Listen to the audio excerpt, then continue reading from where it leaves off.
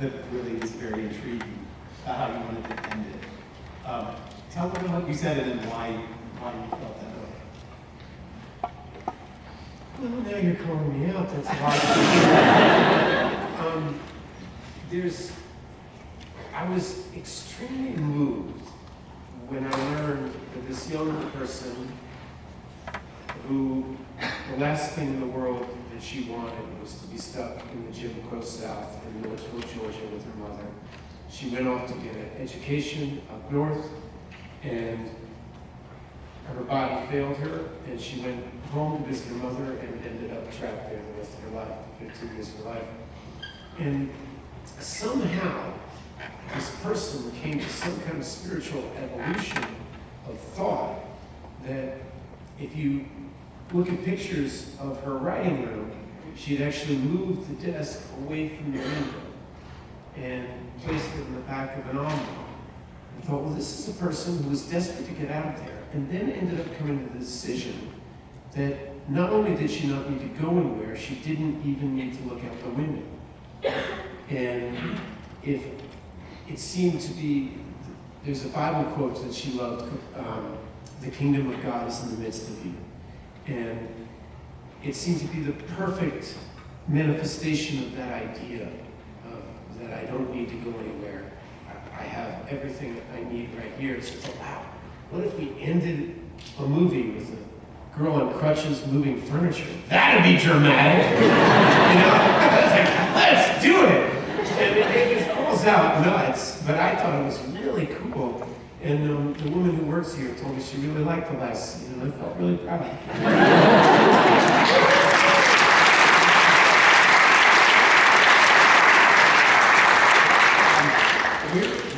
What is your Flannery O'Connor origin story? Where were you first exposed to her work?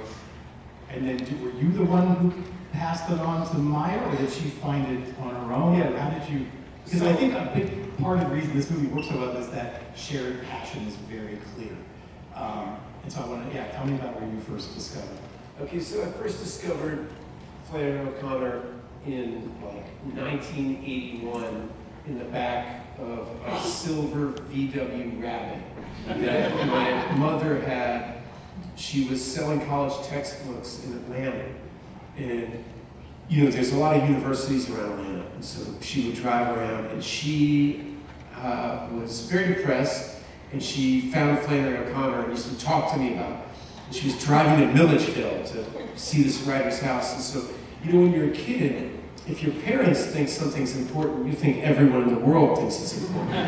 One of the strange discoveries of mine, having finished this film, is that not everybody knows who Flannery O'Connor is. I thought it was like, you know, George Washington, Abraham Lincoln, and Flannery O'Connor. And I didn't quite get that, because my mother deemed it essential reading and essential thought for understanding white Southern people. And so 11 years old in the back of the Rabbit, and then you cut whatever in my mid-40s, and my 15-year-old daughter says to me, have you ever read Flannery O'Connor? I said, yeah. She said, have you read the Prayer Journal? I said, no, I haven't. And so because the Prayer Journal had just come out, which is a small little book of her letters to God that we use as voiceover in this film. And it opened the door for us to have, well, she was 15 and hadn't really talked to me in a couple of years. So it opened the door for conversation and legit conversations about the positive manifestations of ambition versus the negative manifestations of ambition. These journals are really sincere, really earnest, heartfelt, desirous seeking of how can she didn't just want to be a good writer, she wanted to be like Tolstoy, you know, and she also wanted to be a good Christian and felt those two were in conflict with each other. The idea of humility and seeing yourself in service and seeing yourself as a member of a community versus this desire to set yourself apart in some way. And those two desires were at war with her, inside of her. And Maya was really moved by that struggle. And she'd been taught Flannery in school, and I don't think Flannery's taught in school anymore, but she was taught it. And she was really moved that somebody that she viewed as so talented could be so insecure as she is in these prayer journals. She's really deeply, deeply unsure of herself. And she's also brilliant. And I think I was like, well, I'm really unsure of myself. Maybe I'm brilliant. And so that was really positive. And then, strangely, when I was turning 50 during the pandemic, Stranger Things is blowing up. And so Maya's life is kind of taking off, and I'm falling into this kind of well of depression. I was, as a young person, was reading a lot. When I was like in my early 20s, I was really interested in all those unanswerable questions. Why are we born? Why do we have to die? Why do bad things happen to good people? Why do good things happen to bad people? All of this is so confusing. What am I living my life for? And all those things that are in the prayer journals. Do I want to be special because I want to celebrate myself? That seems such a hollow and empty concern, but yet it lives in me. Does that mean I'm a bad person? All those kind of